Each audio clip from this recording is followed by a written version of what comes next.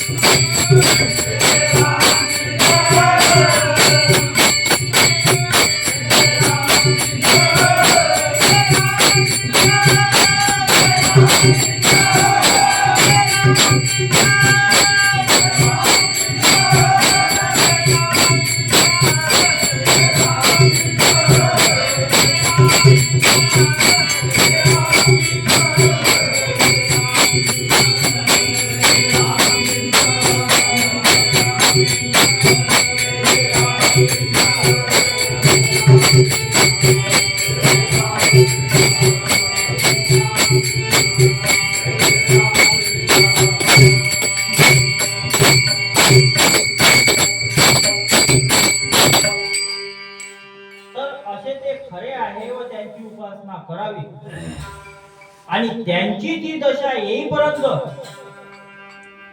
ते पुराणोक्त विषय वर्णन हे करायचे. मग का करायचे? कारण हा शारीरिक धर्म आहे. हा फक्त शारीरिक धर्म आहे, तो भक्ती योग नाही. मग भक्ती योग म्हणजे काय? तर भक्ती योग म्हणजे जिवंत साधूची उपासना ही म्हणायची. जे बोलत नाही ती उपासना ही प्रीताची उपासना म्हणावी. तुकाराम तुकाराम.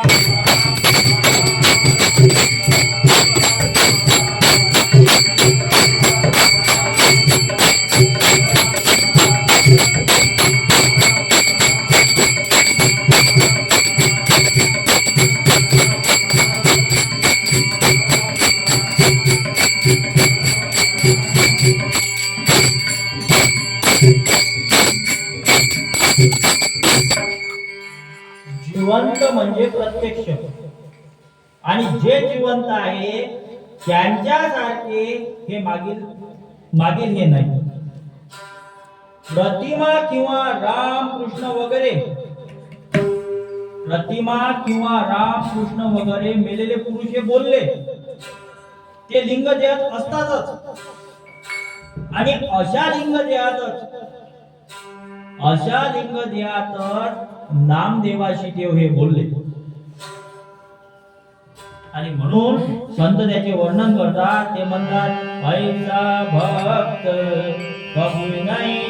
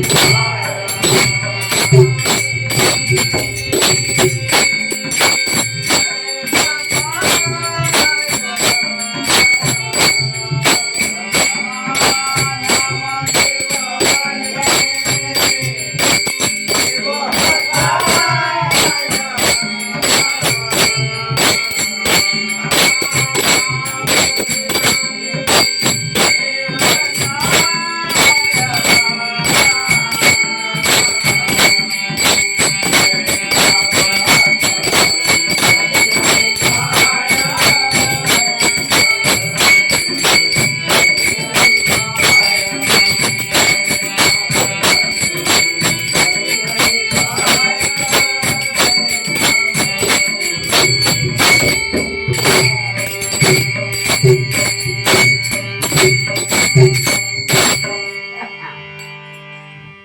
अशी नामदेवाने लिंग देहात नामदेवाची शक्ती कमावली होती. पण महाराज म्हणतात नामदेवाजवळ तेव्हा अध्यात्म हे नव्हते. नामदेवाने ती लिंग देहात शक्ती कमावल्यामुळे पंढरीचा विठोबा त्याशी बोलत होता. पण पुढे ज्ञानदेवादी 4 बंधू वगैरे हे अरण्यात बसले होते आणि त्यांच्या दर्शनाला नामदेव गेले. नामदेव हा मूर्ती उपासक होता. विठोबा त्यांच्याशी बोलत होता. तर या कारणाने निरोधी, ज्ञानदेव आणि सोपान हे 3 बंधू त्याच्या दर्शनाकरता उठले. पण मुक्ताबाई ही उठली नाही. मुक्ताबाई म्हणू लागली, मुक्ताबाई म्हणे पुरे रे दर्शन, मुक्ताबाई म्हणे पुरे रे दर्शन आणि आधी अभिमान शुद्ध करा. निवृत्ती, ज्ञानदेव, सोपान, मुक्ताबाई ते बंधू पूर्ण आध्यात्मिक होते. नामा पंढरीला फक्त राहत होता. नामदेवाला अहंकार झाला आणि तो म्हणू लागला की तुम्ही माझे ज्ञान तपासा. तेव्हा गोरोबाला बोलवण्यात आले. गोरोबाने 5 जणांना तपासले. तेव्हा गोरोबा म्हणाले, गोरा म्हणे नाम्याला बिलकुल ज्ञान नाही. संत त्याचे वर्णन करतात. ते म्हणतात, गोरा म्हणे कोरा राहिलाचे बाई, गोरा म्हणे कोरा राहिलाचे बाई आणि शून्य देश नाही तया मागे. गोरोबाला बोलवण्यात आले. तेव्हा गोरोबाने प्रथम काय केले? तर संत म्हणतात, प्रथम थापटणे